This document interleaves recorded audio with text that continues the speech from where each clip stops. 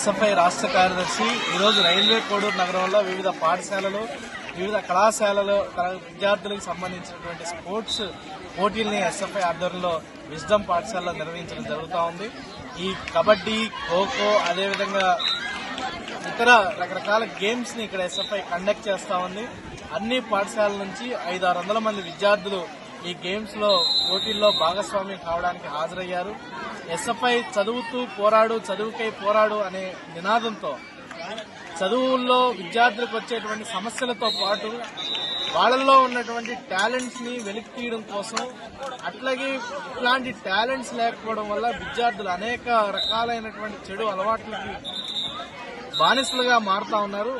దాని నుంచి దూరం చేసి ఇట్లాంటి వాళ్ళలో ఉన్న టాలెంట్స్ వెలికితీయడం కోసం ఎస్ఎఫ్ఐ ఇలాంటి ప్రయత్నాలు చేస్తున్నది. దీన్ని మరిన్ని పాఠశాలలు అలాగే కాలేజీలు ప్రోత్సహిస్తా ఉన్నాయి. వారికి ధన్యవాదాలు తెలియజేస్తా ఉన్నాం. దీనిలో పార్టిసిపేట్ చేసినటువంటి అందరికి కూడా ధన్యవాదాలు తెలియజేస్తూ విద్యార్థుల్లో మానసికంగా వాళ్ళ బలం చేరుకునే విధంగా, దేహదారుఢ్యాన్ని పెంచే విధంగా ఈరోజు రాష్ట్రంలో ప్రభుత్వ పాఠశాలలో, ప్రైవేటు పాఠశాలలో స్పోర్ట్స్ మస్ట్ అండ్ షుడ్ గా 1 అవర్ పెట్టాలి అనేటువంటి డిమాండ్ కూడా ఎస్ఎఫ్ఐ ప్రభుత్వానికి చేస్తా ఉన్నది.